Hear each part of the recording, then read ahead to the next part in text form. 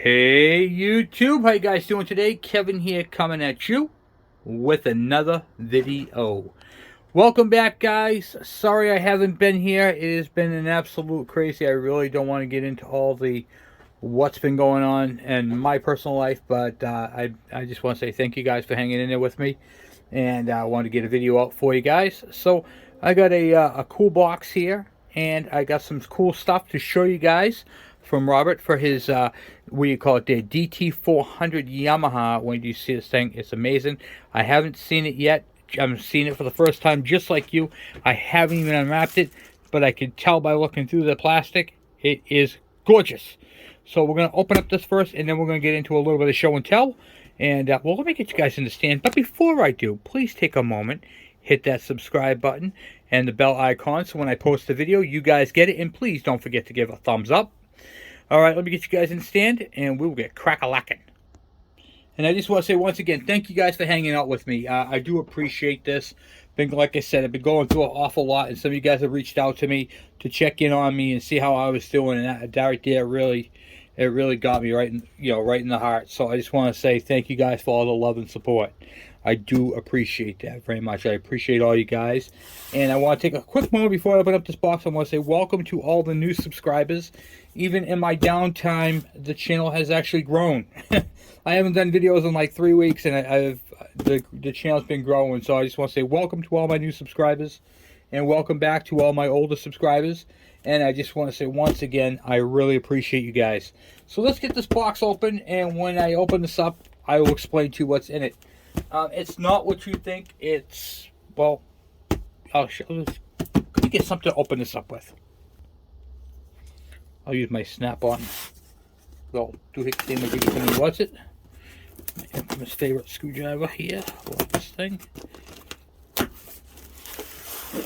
You don't have to get a snap-on. Craftsman makes these. You can get these at any hardware store. Typically, when you get these things, these are just a little advertisement thing. This one's a Snap-on because it came from the Snap-on guy. But you can get these at Craftsman, Milwaukee, pretty much anybody who has a hardware store. Like if you go to Ace Hardware, you'll get one that says Ace Hardware. These are really cool. They're great for adjusting carburetors. And, so let me show you guys right here real quick. They got a magnet. So if you try to pick something up and it's like really, really small, you can use this right here as a magnet and pick it up, no problem. So these are here, and they got the little thing that goes in your pocket protector. If you're a nerd like me, you like to keep this in your pocket. Not recommended though, because if you fall, you're going to stab yourself right in the chest, but that was the idea of it. Some people just rip it off. I don't. I just leave it on there. I figured I'd share that with you guys. Go. All right. Ooh. Oh, that. There it is right here. 10 pounds of that. Okay, you're probably saying, what is that stuff, Kevin? That, my friends, is baking soda crystals. Baking soda crystals. Now, this is a 10-pound bag, and we're going to run this in the sandblasting machine, which is pretty cool. I know what it looks like, guys, so I can already see the comments coming. But this is baking soda, and it's for cleaning carburetors. I'm gonna show you what I'm trying to do. I'm trying to look it off the side.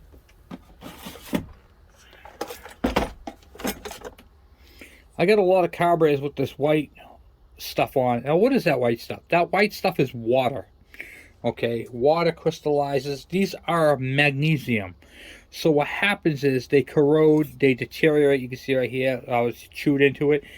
This carburetor here is technically junk. Okay, I'm just keeping it for experimental purposes. I got a bunch of them that are like that. See, here's another one right there with that corrosion. So you can't sandblast the stuff with the Black Beauty. So the Black Beauty is that black, it's what I sandblast frames with. It takes off paint. And the problem with that is the Black Beauty will get into the orifices and it will clog it up inside these little horizontal passages. And that right there will mess up a carburetor worse than if I ran it like this. So the baking soda will dissolve, which is good, and it will shrink and fall out, which is really what we need. So I'm going to try soda blasting, is what that's called, soda blast. And we're going to check in that, and we're going to try the soda blast on some carburetors and see what we can do with that. All right, so enough about that. I just wanted to see if I could rescue some older carburetors. Now, I've tried soaking them in vinegar. That worked okay, but it still had the white powdery stuff on them. And if you leave it in there too long, it dissolves. So I've been getting a lot of questions about, you know, what do you use to clean carburetors, and how do I do this, how do I do that? So that's an experiment. I have not tried it yet, but I'm going to use this 10 pounds in the, I'm going to convert the cabinet over to soda blasting, because it's one of those type of things where I don't really use the sandblaster all that much. So I would use it more if I could use some, you know, on something less abrasive. All right, enough about the soda blasting. So now we're going to open up that tank. It's all in bubble wrap. And we're going to keep it that way, keep it all nice and clean. Put down a nice towel here.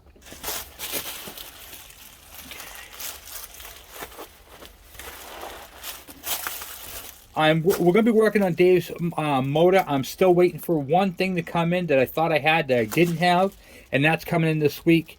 So that'll be here, and then we're going to be, that's why this bench is nice and crystal clean, because that is priority uno numero in between Dave's and Robert's bike, because all Robert's parts came in. So we have a lot to look at tonight on this part right here. So this,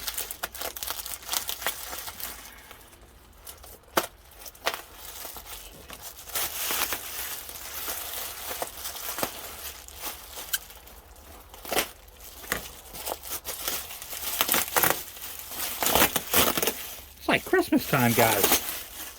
Oh boy. Oh wow.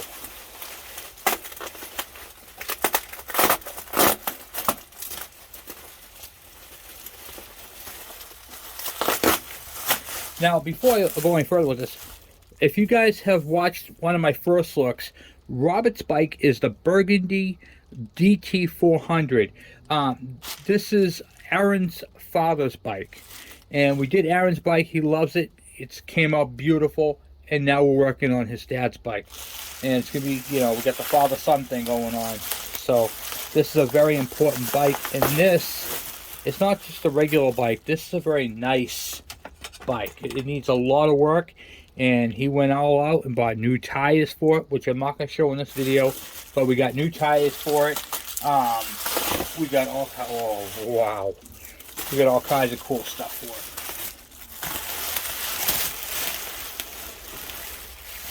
We're going to put this back in the bubble wrap after. I'll do that offset.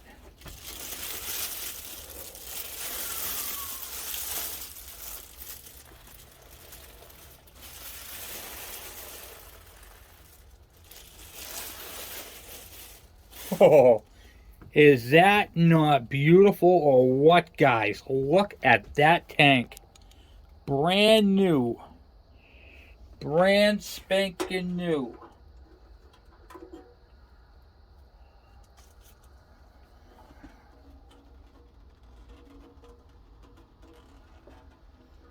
Absolutely stunning.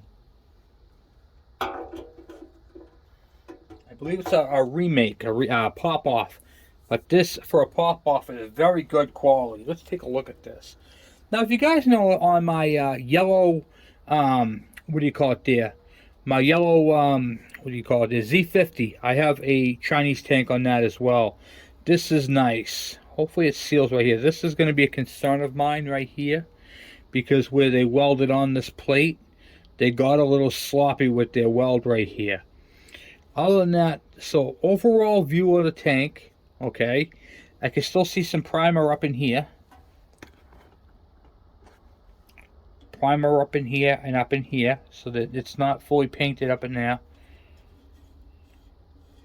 Was that painted or what? And the weld right here is going to be an issue. So I'll show you guys that real quick. Right there. So the oval part right here is going to be an O-ring that comes around this, and it's going to hit right here, and it's going to leak like a sieve. Am I worried about that? Absolutely not. I'm going to show you guys how to fix that and make that absolutely perfect. And we're going to run a tap through both of these because it doesn't look like it's run it doesn't even look like it's been tapped.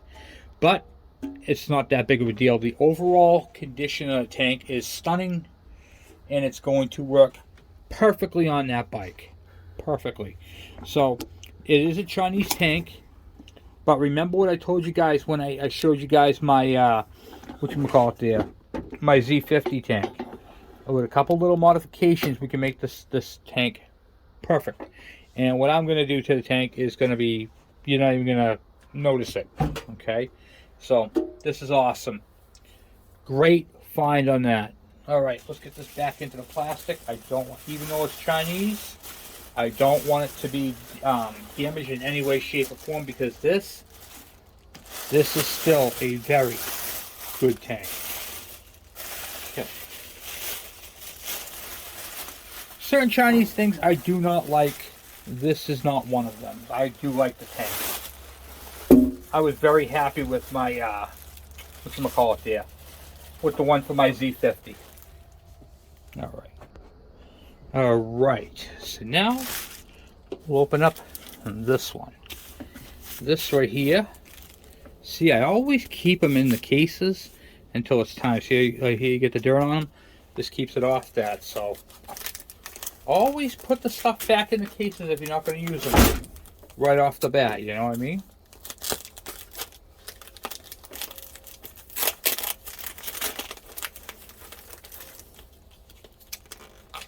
I'm awful. I won't even leave this out here. This will go in my room.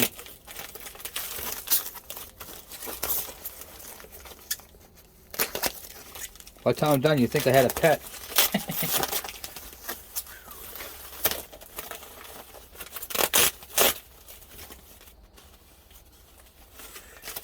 Okay.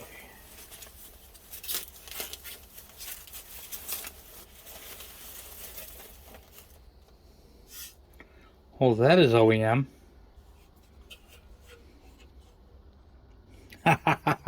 Look at that, guys. This is an original tank. This is an original tank. Got the grommet on it. Plastic line. The cap. Where the battery goes. Tank is clean on the inside. I don't know if you can see that. Let me see if I get a light.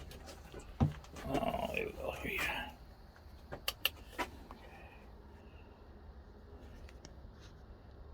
That, huh? Nice in there. All right, cool. So we have that. The cap has a cork gasket. The cork gasket's in good shape and all there. Typically those go because people, you just snug them up. But I see a lot of people crank them right down in there and they can't. And then next thing you know, the cork gasket splits and they're like, oh, where do I get a gasket? So, Gorilla Titan. Don't need to do it. Alright, cool. Man, this bike is going to be beautiful. Alright, let's go take a look at some more beautiful parts that came in for it. It's like a little show and tell tonight, guys, huh? A little show and tell for you. My God, this thing's heavy. And another big box that came in. And I haven't even opened any of this. I've been saving this for you guys. Been saving this big box for you guys. I said, I'm not going to open this up. We're just on screen. What you guys see, I see, right? I like it like that. It's like a little surprise. Oh, what a box. Hold on 1 second. Okay. Whoa. Alright, we need some room. Alright. Get out the bubble wrap.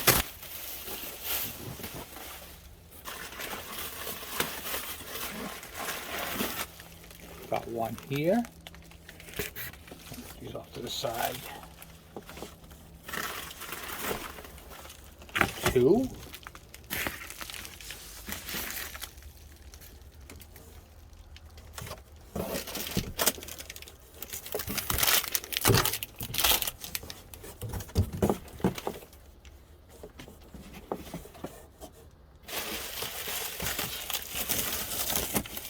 Okay. Let me get this box out of the way. Okay. All right.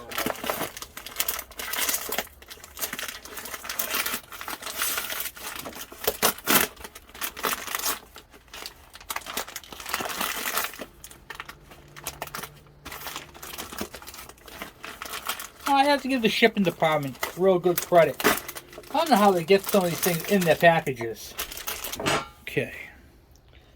So we have a tube, one tube right here, because we got new tires for the bike. Those came in. And the second tube. This is obviously front. That's back. Alright, so we got two tubes. Oh boy. I have a feeling, guys, we're going to be in for a treat. I have a feeling we're going to be in for a good treat on this one.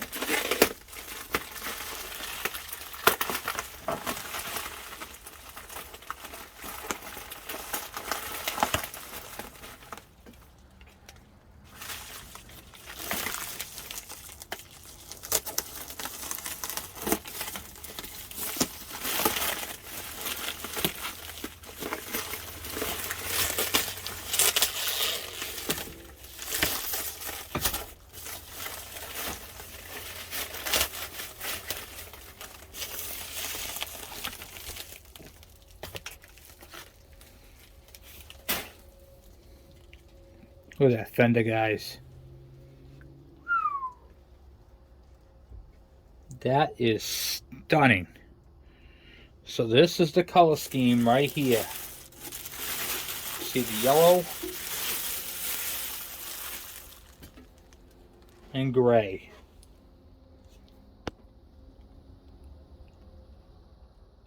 Absolutely stunning.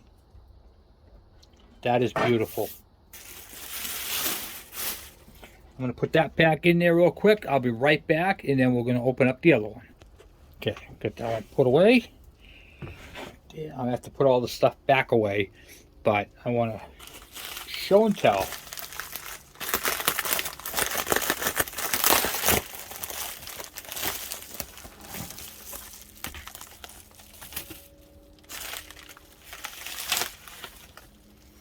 And there is the front plastic fender right there. That awesome? Look at that thing. That is beautiful. So now we have front and rear fenders, tank, oil tank, and we have so much more. Rob gave us a same fender, but yellow. And he decided he wanted to go with the factory silver, which was a great call. That is good. The color pattern on this bike, with that yellow, that white with the black decal, and this beautiful color gray. This bike is just gonna be just unbelievable. I cannot wait to get cracking on this thing. So that is what we're going to be working on later on in the week. We have a lot of stuff to get into. I have a lot of catching up to do. So we're going to be working on this, working on that. And we have a lot to get into. Hey, all right. I have a tip for you. Get it? See that? Exhaust tip. Okay, so a lot of questions have come up recently about exhaust tips, baffles, and blah, blah, blah, blah, blah. And it goes on and on and on and on and on. And a lot of people are like, oh, Kevin, my baffle's missing, or my tip is missing, and all this other stuff. Which I totally understand sucks, because it's very difficult to find an exhaust tip. The baffles, sometimes they break, and you can see right here where it broke. These are brazed together. You can repair these. So I'm going to be doing a segment on, I got to find the one that goes to this particular exhaust. This ain't the one. But how to braze these back together again. So that's going to be one. And then we have the older style exhaust right here. This is solid. This is all complete. Okay, this is out of a KD, what the heck you call it there? A KD80 or a KM100. And this is the tip right here that slides into it.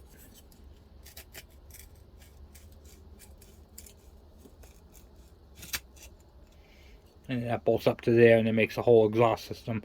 And that's for a KM or KD what have you. And no, it's not for sale because it has an exhaust system that goes through.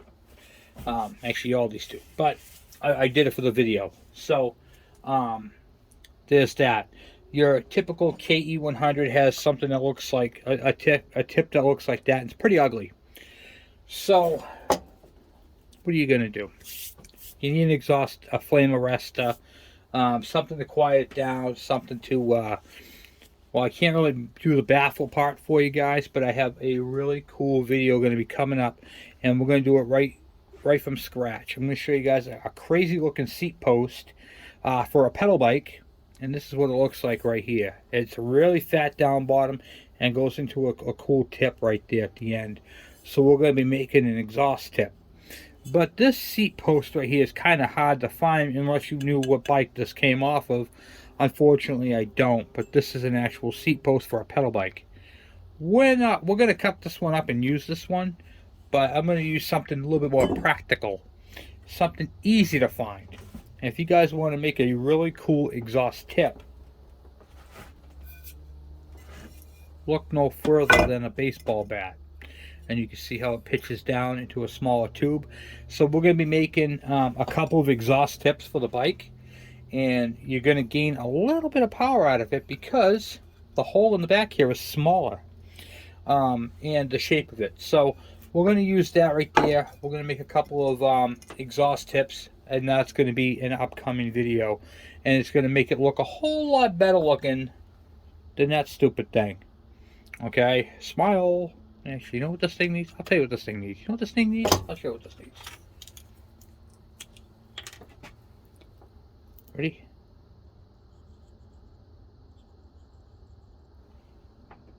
There we go, right? Okay, that's what that thing needs. Alright. So, for exhaust tips, you can use an aluminum baseball bat. If you can find a steel bat, that's actually better than the aluminum. Why? Because whenever you have aluminum on steel or steel on aluminum, the two metals oxidize differently and they get stuck. So this one's steel, which is the one I'm going to use. I prefer the steel because steel on steel or aluminum on aluminum. So we got that. Okay, so that is going to be a whole video and a whole segment coming up. I'm just trying to answer some questions. One person asked me what I was thinking about doing for an exhaust tip. I think that would be really super cool to do something like that, and make it look a lot better, you know. And I could take the decals off this and see if I could save the black paint, cut it so it looks nice, and bolt that on. You know, this is thick enough where I can drill and actually tap it. So I could drill and tap it, slide it in, bolt it down with the factory bolts. So that's my plan for that. This one right here is just a super cool looking exhaust. I think I'm already calling it an exhaust baseball bat, and we're going to cut this up and make a tip out of it. Alright. So I'm just trying to go through some of the questions and answers the questions I've been asked. Kevin, how do I tell the temperature of my motor if it's overheating or not? Okay, so here's what I do. You ready for this? You guys are going to laugh. This is kind of dumb, but it's true. It is so dumb and so true at the same time. Okay? Let me show you. You can go buy one of these right here, and it shoots a little laser and tells you what the temperature is. Okay? Right now, I got 55 degrees Fahrenheit on that table. Okay? Yeah, there we go. All right. So you could buy one of these laser pointer, and see right there on the baseball bat, shoots a red laser. Where is it? Right there. And it shoots a laser and then tells you what the temperature is. So the baseball bat's 56 degrees. You can use something like that. Or, say you don't want to spend the money on something like that, and you happen to be driving down the street and you see an old grill someone's throwing away. Stop. Take your pair of pliers and take the temperature gauge off. Yes, this is for a grill. And the grill that I grabbed this from, you can tell this side right here has never been used. It's brand new. And this side right here has definitely had a few burgers on it. But that's okay. You don't care. As long as it zeroes out, you're good. And you can see they're both at the same, so I call that calibrated. That's good. And if you look over here at the 250 degrees Celsius, anything pretty much after 250 degrees Celsius is overheating. And I know that looks hot because it's over 400 degrees, but you got to remember all the heat is going to the outer parts of the cooling fins. So the inner part is a little cooler. Okay, so it's not really running at that type of temperature, but the outer fins are. So basically you get your fins, you're just going to put this up against the fin, and what I like to do is, here's two fins, hold it at an angle so you're catching both fins, okay? And then I watch it come up. I also use this when I'm jetting a carburetor to see if my temperature is climbing, if it's staying the same, or if it's decreasing. Because the idea of jetting a carburetor is to bring the temperature down and make it not lean. So the leaner the engine, the hotter it's going to get. The richer the engine, the cooler it's going to get. Alright, and that's a pretty good tip when you're doing carburetors. Now, there is a huge misconception, and I want to debunk it right now. So we open up the book, and the book tells us to set the carburetor at 1.5 turns. And then you look at, all right, so we'll just say the Chilton manual, or not Chilton, the Climber manual is saying you set your carburetor to 1 1/4 turn. The Haynes manual is saying you set it to 1.5 turns. Which one is correct? Now, this happened on another bike other than a KE, but I'm going to use it all in the same. It's all the same principle, okay? What that is your base setting. So, grab this carburetor right here. Alright, wrong choice in carburetors. Hold on one second.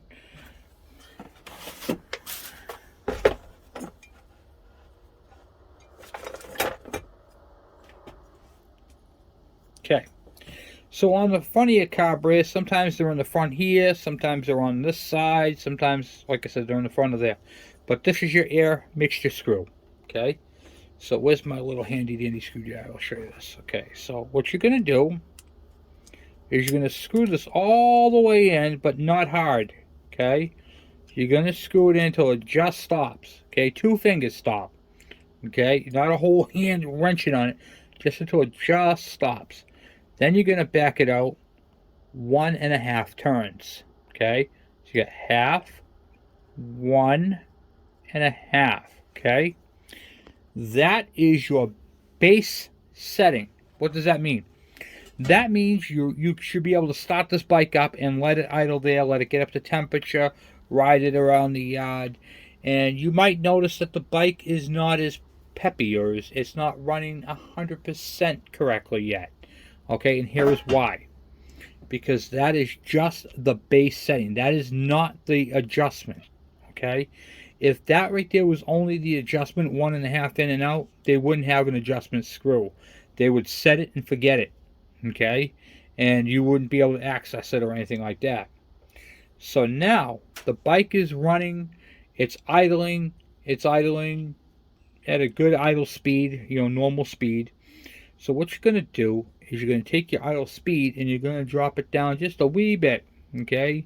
So not so it's chugging, but so it's just, it's idling smooth, but low, okay? Now what you're going to do is you're going to take this screw and you're going to turn it in this direction or in this direction. Whatever direction makes the idle speed come up. So as you turn this adjustment's going to change the engine running. Okay, because right now, when you back this off, you drop down the slide. We'll grab a slide real quick.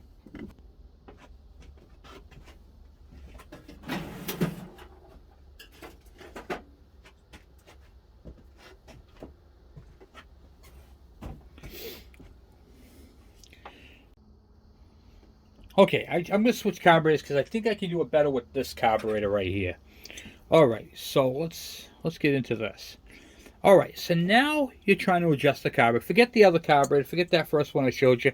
We're gonna use this one because this is an easier carburetor to explain it on. Okay, and it's complete except for the main jet, which we don't care about. All right, so when you're adjusting your carburetor, you're working off this pilot jet, not the main jet, which is missing on this carburetor. All right, so the first step on adjusting any carburetor is to get the engine running. Well, I just rebuilt the carburetor, Kevin. What is the setting to get this thing running? Well, you got one book that says, the Haynes manual says 1.5.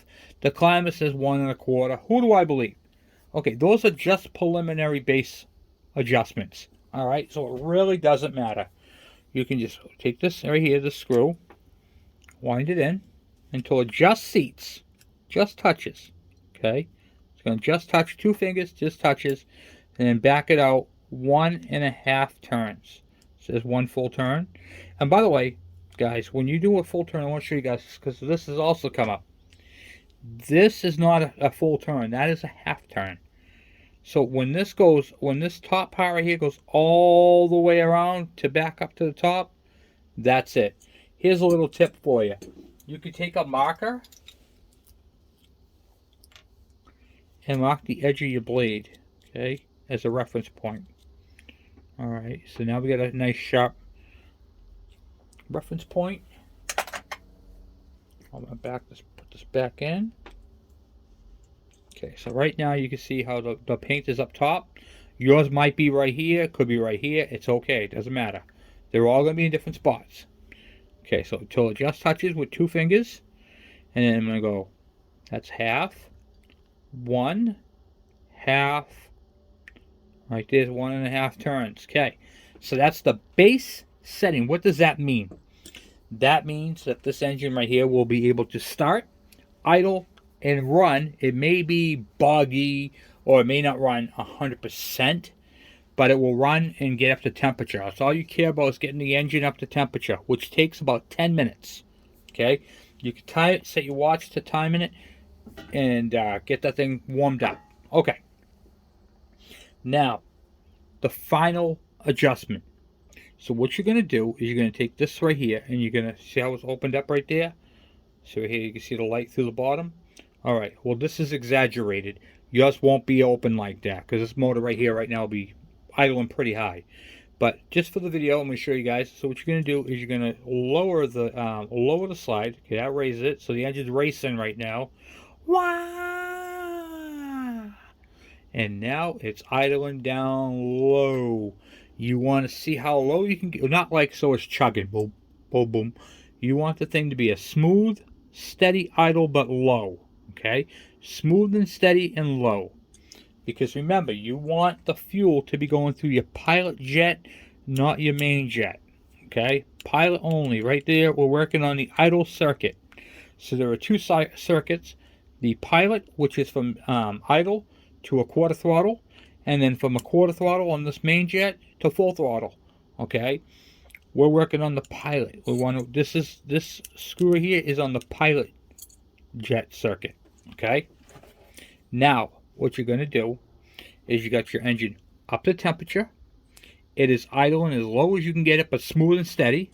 Okay, now what you're going to do is you're going to turn this adjuster in either direction. Each engine is going to operate differently, depending upon the air cleaner it's got, depending upon the exhaust, if it's clogged, if it's clear, how clear it is. No 2 bikes are going to be the exact same. That is why this is adjustable. Okay, so that is why this is not just set it and forget it. Now in the factory, some of the bikes are set by the factory and have a plug like this. You can pop that plug out and adjust them. When you clean a carburetor like this, you have to remove that and clean inside there. But this is not set to 1.5. This is set to wherever they set the thing to, and then they put the plug in it for emissions. Okay, so that's part of the emissions blocks you out, so you can't adjust it. Okay, so back on this. So what your goal is with not this screw right here. This is your idle speed. You want to increase the idle speed without touching that slide. Okay? So you're going to turn this in either direction depending upon which way makes it rev up. Okay? So if you turn it this way and the motor starts to slow down, stop. Go back to where it was, 1.5, and go the opposite direction until the engine speeds up. Now you're going to go until the engine is as fast as it can go at that idle speed. So it's still going to be idling, but the fastest idle speed you can achieve by turning that screw. So say you got the screw and it's right here at this. Okay, see where that's located? All right, say it's idling as high as you can go. If you go any more, it's going to fall on its face. And what do you call it there? So if you adjust it and it gets ready to fall on its face, go back to where it was, where it idled at best, and then back it off a quarter turn. So what's a quarter? So that's up, straight up and down. That is vertical. You're going to take the screwdriver and go a quarter turn backwards. Okay? That's typically the adjustment for it. All right?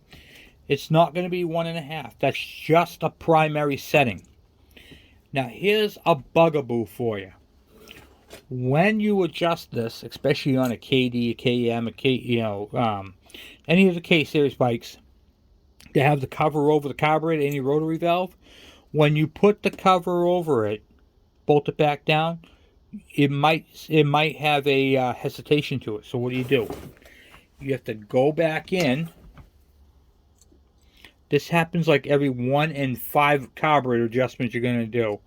You might have to turn it back to that quarter. You might need that quarter back. Okay? Put the thing on there and see how it runs. All right? And then at that point, you're going to be going in quarter intervals if it doesn't, if it has a hesitation. But 1.5 is just the primary settings. That is how you adjust it. I'm going to be doing a full-on video on this. I'll be showing you guys how I do it on an actual running bike. Right now I'm just going over the preliminaries of it. So when you're doing these, just remember, engine up to temperature, idle as low as you can get it, but smooth, not chugging, just low, because you're adjusting it on the pilot jet. Okay, this is in that circuit. All right, and then you're gonna 1.5, and then you're gonna turn it in either direction and get the most RPMs out of the motor you can get, just idling. Okay, because this right here, I'm going to tell you something. This screw has no effect on the main idle because it's not in that circuit. All right, this is basically your idle mixture screw. That's all it is. So this right here is to get you smooth idle. After that, it's on the main jet, and the main jet is adjustable through the slide needle and the size of the jet. All right. But we're going to get into all that. So what you're doing, okay, is by adjusting this, and how you know you have it properly adjusted is from idle all the way up to full throttle. It's going to be a nice smooth transition, because what you're doing is you're marrying this pilot jet to this main jet. All right, so there's no bog in between. So when you go from idle to quarter, it's going to be smooth. When you go from quarter to full throttle, it's going to be smooth. In between idle and in between quarter and the rest is all going to be smooth. That's what you want. You should have a smooth transition between idle circuit and main circuit. That's where that comes in. All right, cool. Hopefully that helped you guys out. That is a lot of information.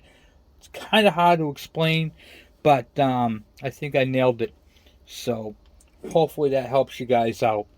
But just remember, the idle mixture screw, just because the book says it's 1.5, that doesn't mean set it to 1.5 and forget about it. No, that is your primary setting. That's why there are adjustments.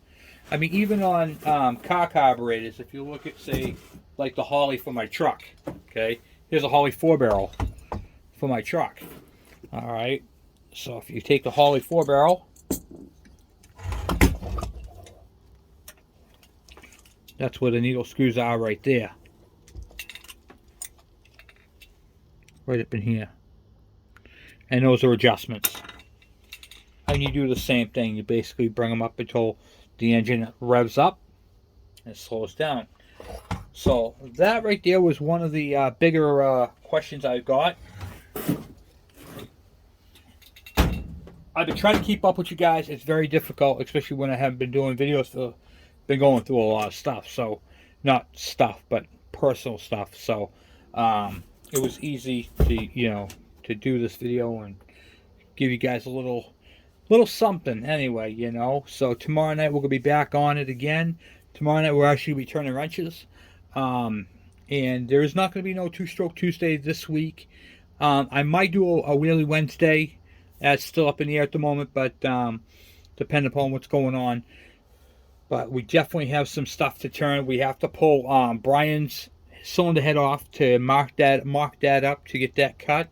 And we have parts and pieces coming in for some bikes. So we have a lot to do, and we got to get what do you call it? The Alvin's bike wrapped up. We got to put that back together. So we have some stuff. So Alvin's bike right now is on the lift. I think we should put the carburetor on that and get that thing fired up for the first time and check all the systems. And we still have a couple little things to do to it. So that's what we're going to be working on tomorrow night. It's going to be working on Alvin's bike, getting the carburetor back on there, and possibly the 2 rail lamps and the ground strap, and then we're going to go from there. So anyway, guys, I don't know. Maybe I might do a two-stroke Tuesday. Let me know in the comments if you guys want to do a two-stroke Tuesday or if a wheelie Wednesday. Okay? So anyway, guys, I'm off for now. Thank you for watching. Thank you for subscribing and hanging out with me. And thank you for the thumbs up. And most importantly, all your support. Especially all the comments. I've been getting text messages, emails, and all kinds of stuff asking, where are you? How are you doing? Is everything okay? And I do really, really appreciate that, guys. From the bottom of my heart, thank you so much for reaching out and just being great friends and wrench buddies. I really appreciate that. So, once again, thank you again. I will talk to you guys later. I'm out.